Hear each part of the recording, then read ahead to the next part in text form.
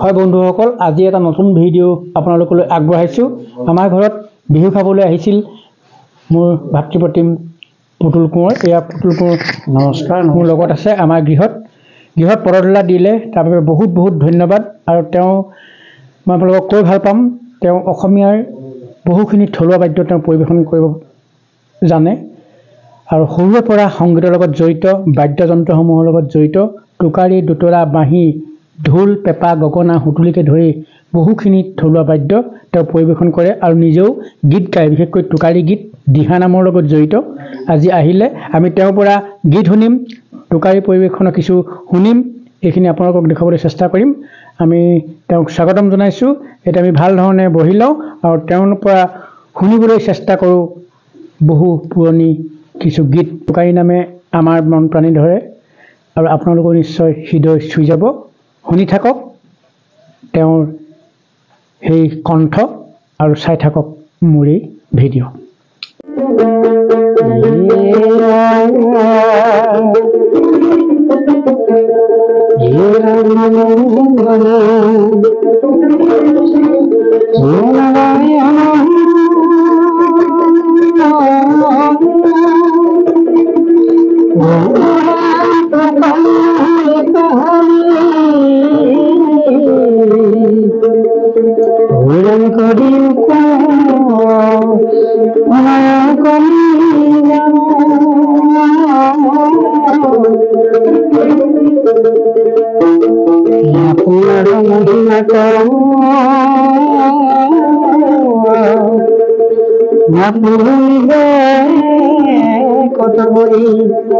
ওরাম জীবন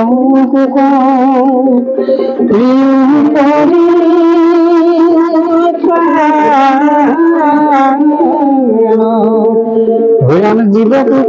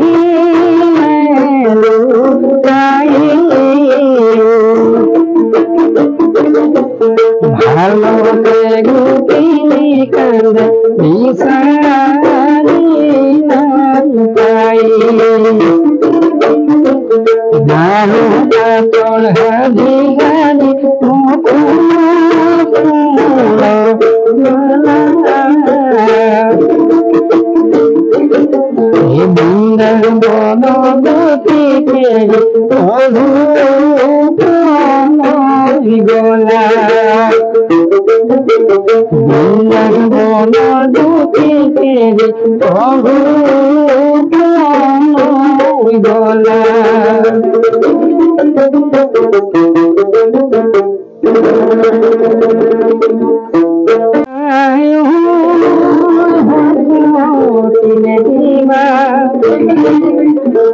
राम राम भक्ति धरिया राम भक्ति धरिया सीता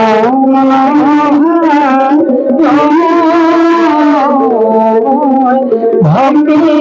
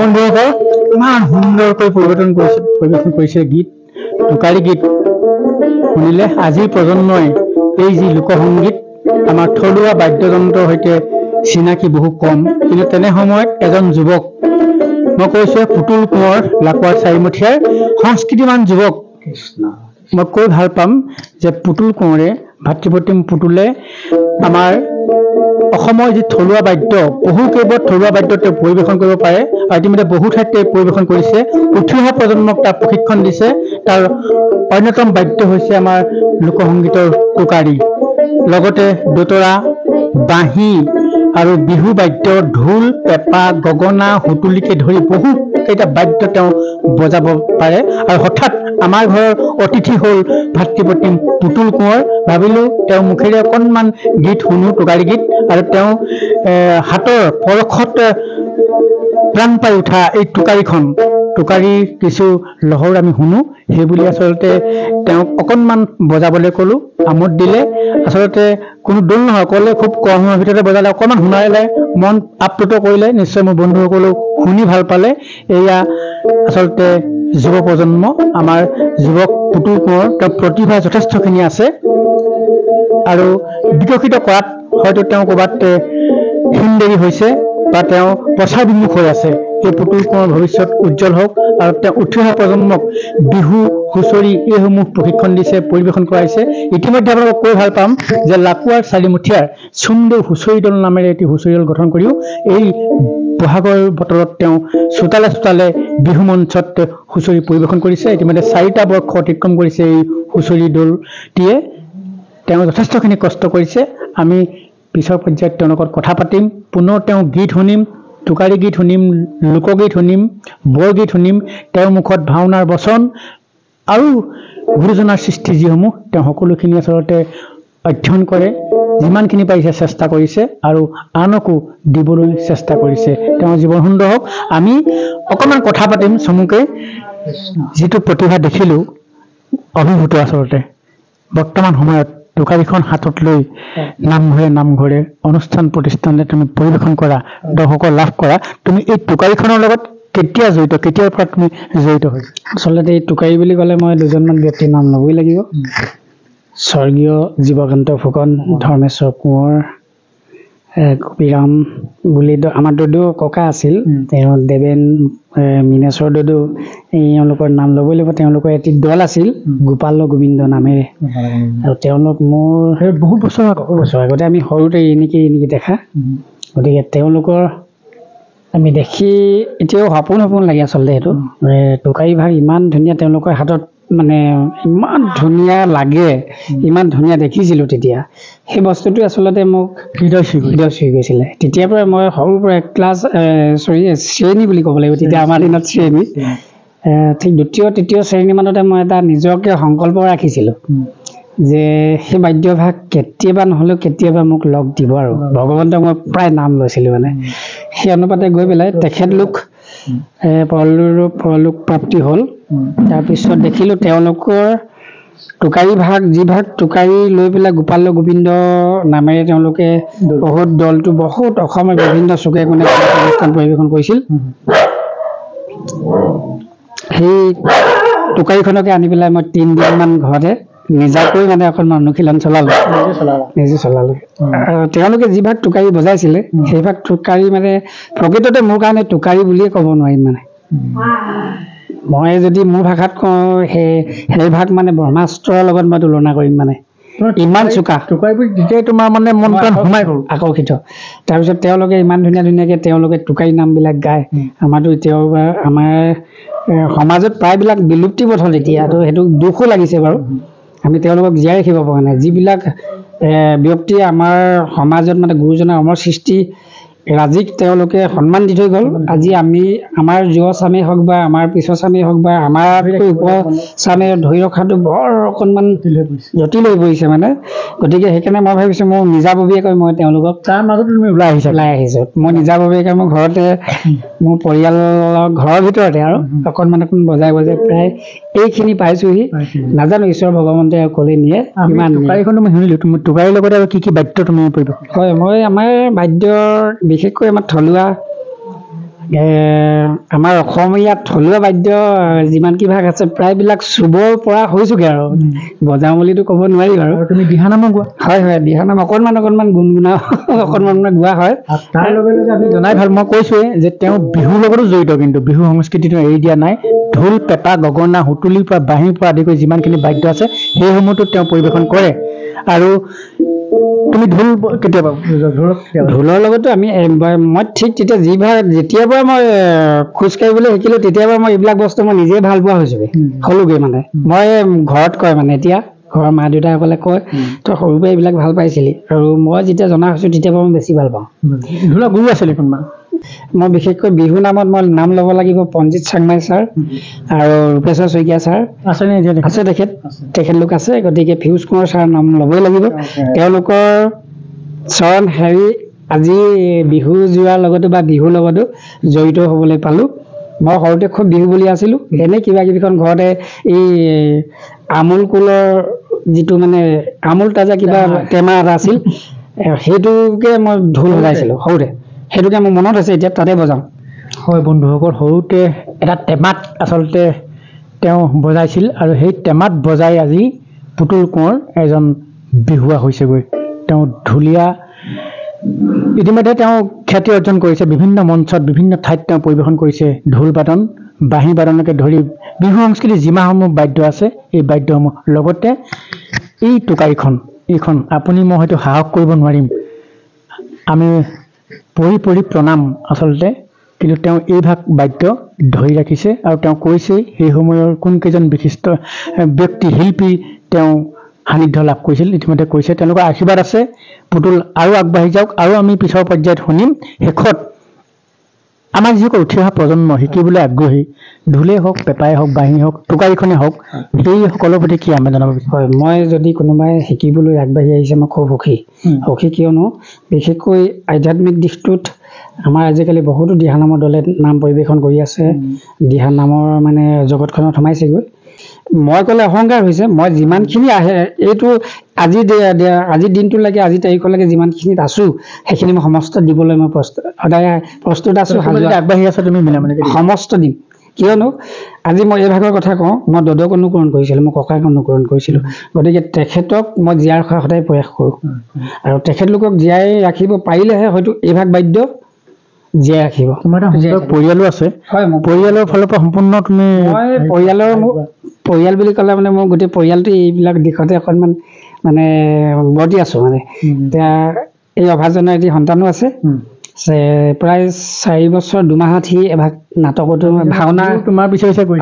ভাওনা এখনতো অকণমান তাক মানে উলিয়াব পৰা হৈছোগে বা কৰিছেগে। ভাবিছিলা নেকি পৰিৱেশ পাম বুলি? ভবাই নাই, কেতিয়াও ভবা নাই, খালি বিহু খাবলৈ আহি। কিন্তু ভাগ্যই ভাল আছিল, মোৰ লগত এই ভাগ বাদ্য লগত প্ৰায় থাকে, এই ভাগ নহ'লে বাহিৰেদি হ'লেও থাকে। গতিকে মই খুবেই সুখী হ'লোঁ। আৰু বাকী যি নহ'লেও আমি আজি বিহু বতৰত বিহু গাব লাগে বা আমি কাৰোবাৰ ঘৰত বিহু খাবলৈ যাব লাগে। বিহু খাবলৈ বুলি যিটো কোৱা হয় মানে তালৈ বুলি বিহু নিয়ম অনুসৰি যাব লাগে। আৰু তাৰ লগতে আমি বিহুৰ লগত বিহুটোকো অকণমান জীয়াই ৰাখিব লাগে। সেইকাৰণে বিহু এফাকি শুনা এটা ক'লে এনেই অকণমান বিহু যিহেতু আপোনালোকৰ ঘৰখনত অকণমান বেলেগ এটা পৰিৱেশে পাইছোঁ, অলপ ফূৰ্তি লাগি মানুহ কম কিন্তু নাই হ'লেও আমাৰ কেমেৰা পাৰ্চনক ক'ব লাগিব নমস্কাৰ দিছোঁ, তেখেতলোক লৈ পেলাই অকণমান কিবা এটি গুণগুণাই দিছোঁ।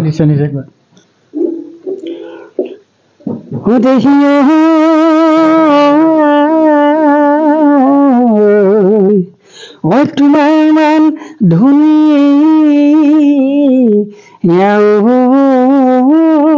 নাই, কেঁচা কলে আখি কৰো দেৱী পূজা,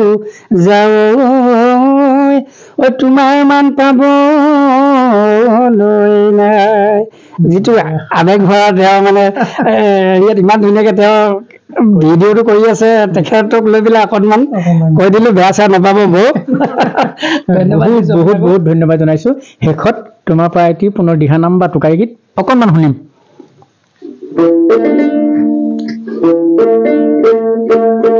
অকণমান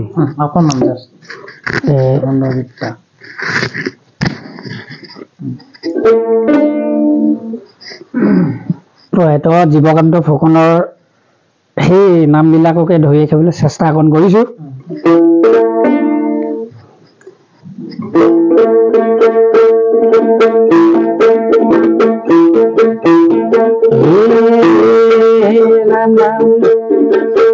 শংকৰে হাবিলে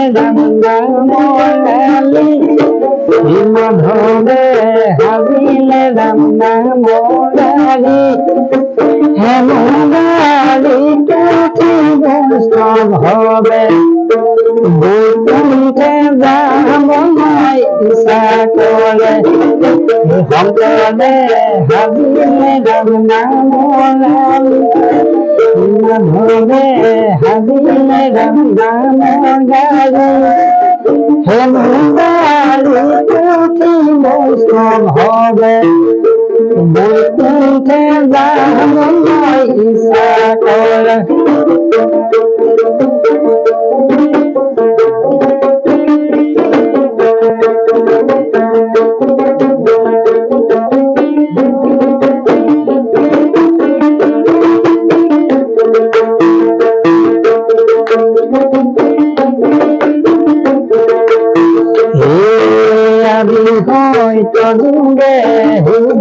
ধৰ্ম নাছিলে কমাত হৰি নাম দেৱহতে কৰিলে হৰি কলে